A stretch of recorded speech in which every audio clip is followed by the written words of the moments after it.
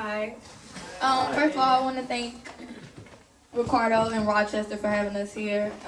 Really appreciate the opportunity. My experiences in Ferguson happened a little later. I wasn't always on the front line like Daruba was. But my experiences as far as tear gas and just like police has been real ruthless and locking us up. I was one of the 13 people to go to jail in Ferguson that night in front of the Ferguson Police Department because we were all there for several nights at a time trying to get our point across to the police department who was responsible for Mike Brown's death.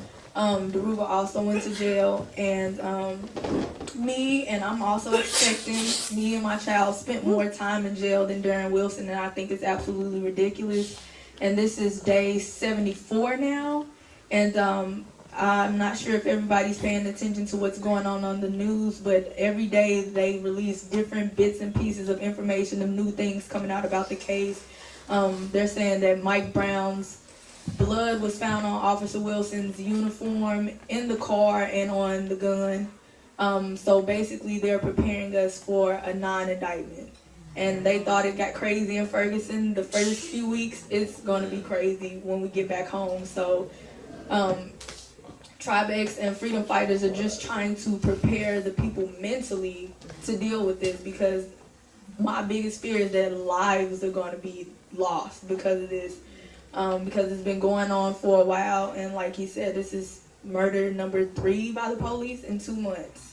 And it's kind of hard for us to keep up and, activate people for each and every one of those things, because we have so much focus on Mike Brown already. It's kind of like we're losing track, but we're not losing hope. So I encourage anyone who's willing and able to come to St. Louis and Ferguson within the next few days or weeks, please be there to witness it yourself. Don't listen to CNN, don't listen to Fox, don't listen to any news channel. Daruba has a PowerPoint slide with his Facebook and Twitter information. He is more reliable of a source than any news station.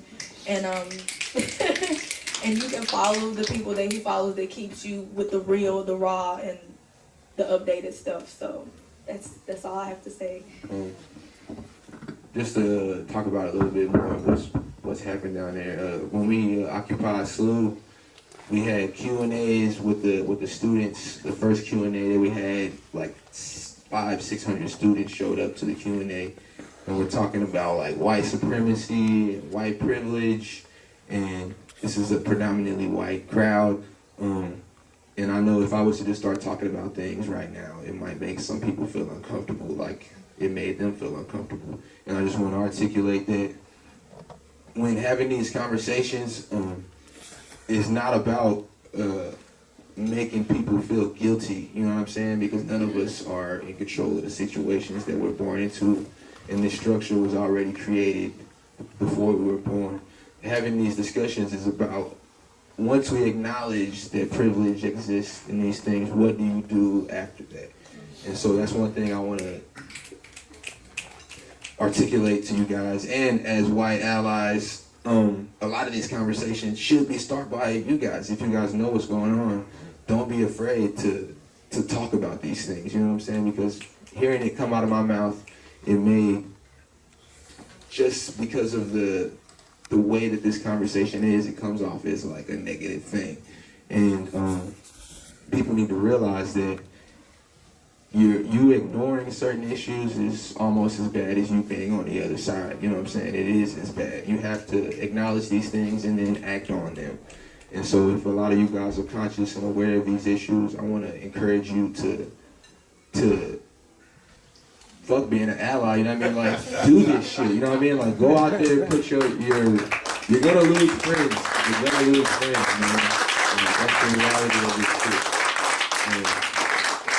You're gonna lose friends in this process, and that's cool, you know what I'm saying? They weren't your friends in the beginning if they want to not hang out with you because you want to talk about these issues that have been going on for forever. Another point I want to make for the older generation in here, don't be scared of the youth, man. Don't be scared of the youth. Don't stop the youth. this may come off wrong, man, but I'm gonna say it. A lot of y'all, you had a chance, you know what I'm saying, to be on the forefront and to be leaders in whatever movement was going on when you were in your prime. But it's a new time now, and there's a lot of energy within the youth, and I know a lot of you guys bring wisdom, and I encourage you to bring that wisdom, but do not, I repeat, do not try to lead anything, you know what I'm saying? Like, it doesn't work that way. I know specifically in St. Louis, a lot of the youth are chasing off the people who want to approach things that way, and it's just a bad situation. So I want to encourage the youth, the older generation, to really try to get to know the youth, understand where they're coming from, understand that a lot of you guys were born in a situation that was bad and then got a little easier as you got older, and a lot of us were born in a situation that was easier when we were born, and now as time's going on, it's getting really fucked up. And we're seeing and we're acknowledging that. So understand the times and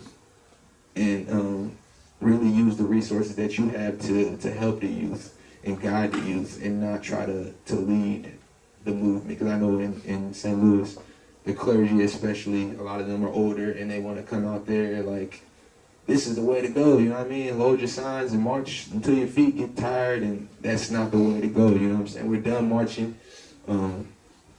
It's about real change, you know what I'm saying? And we're not going to get that change from marching around the issue all the time. Eventually you got to stand there and hold your ground, and the elders got to be there with us, you know what I'm saying? Like my father used to always say, like, if an adult comes up to you and puts his hands on you, you come tell me and I'm going to go to jail, you know what I'm saying? And that applies to this. They're messing with your kids right now, you know what I'm saying? So just because it's the police now, don't change that mindset. These people are messing with your kids and things need to be addressed. So approach them as if they were anybody else on the street fucking with your kids. You're going to come at them a certain way. You need to do that with the police as well. And there's so much on my brain I could talk about.